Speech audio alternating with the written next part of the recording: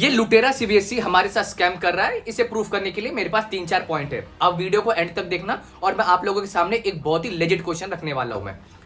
तो थोड़ी देर पहले सीबीएसई ने अपना सर्कुलर जारी किया और वो 3 स्टेप में आप लोगों को लूटना चाहते हैं। तीसरे स्टेप में वो 100 रुपए दिखा रहे हैं, लेकिन वो 100 रुपए बड़ी रकम भी हो सकती है।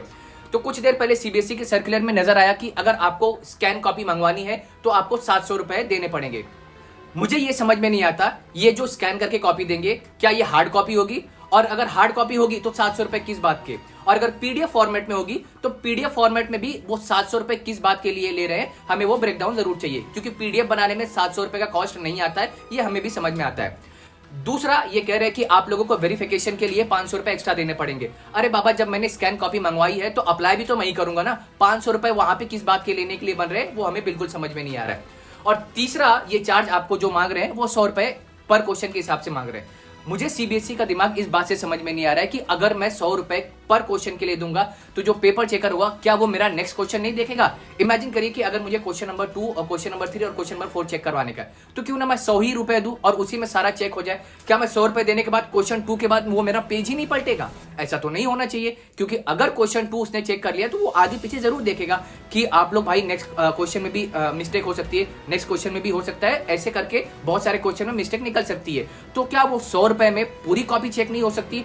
पर क्वेश्चन के लिए 100 रुपए पे करना ये बहुत ज्यादा हैवी नहीं होगा?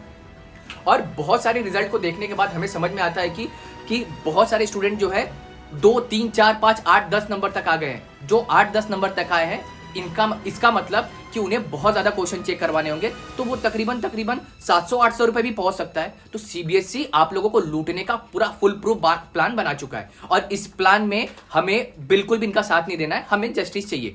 अब जो मेरा लेजिट क्वेश्चन है आप लोगों के सामने, अगर मान लीजिए कॉपी चेक करने के बाद अगर मेरे मार्क्स इंक्रीज होते हैं तो ये क्या सारे फीस मुझे रिफंड होंगे? क्योंकि इसमें सरासर गलती सीबीएसई की है।